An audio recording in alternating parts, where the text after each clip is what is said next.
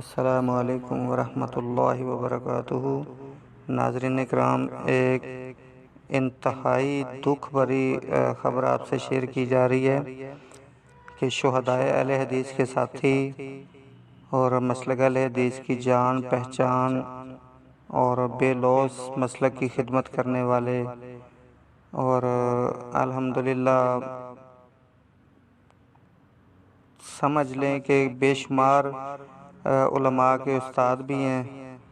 میری مراد شیر پاکستان، شیر پنجاب حضرت مولانا منظور احمد صاحب حافظہ اللہ تعالیٰ، ان کے ساتھ آج سحری کے بعد حادثہ پیش آیا۔ ڈاکوؤں نے ان کی جو ہے گاڑی پہ فائرنگ کی ہے اور اس کے بعد ان سے جو ہے نا وہ نقدی اور موبائل وغیرہ چھین کر لے گئے ہیں۔ اللہ تعالیٰ شیر پاکستان کی حفاظت فرمائے اور اللہ تعالیٰ ان لوگوں کا بیڑا غرق کرے جن لوگوں نے یہ کام کیا ہے۔ ان لوگوں کو یہ نہیں پتہ کہ یہ بندہ اس طرح کا ہے، اس طرح کا مطلب مخلص بندہ ہے دین کے ساتھ، اسلام کے ساتھ، مسلک کے ساتھ، کہ جس نے آج تک کبھی کسی بندے سے 1 روپیہ کا بھی مطالبہ نہیں کیا۔ لیکن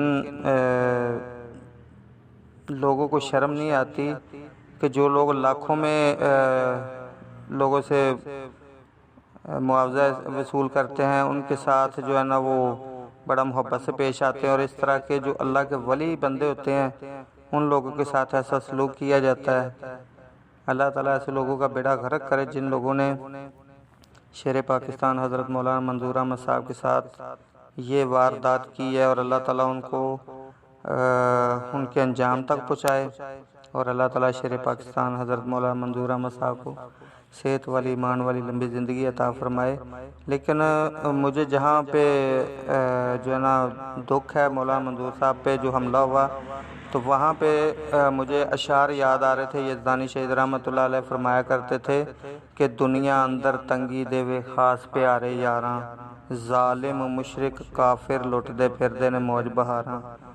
جو لوگ مسلک کے ساتھ مخلص نہیں ہیں اور جماعت کے ساتھ مخلص نہیں ہیں، دین کے ساتھ مخلص نہیں ہیں، وہ موجے لوٹ رہے ہیں۔ اور جو بندہ جن کو میں مولانا منظور صاحب کو خود پرسنلی طور پہ جانتا ہوں، جنہوں نے اکثر کئی دفعہ اپنی چیزیں اپنی جیب میں سے چیزیں دے کر اور گاڑیوں میں پٹرول بھروائے ہیں اور کرائے جو ہے نا اپنی جیب سے ادا کیے ہیں، لیکن جماعت کو کبھی تنگ نہیں کیا۔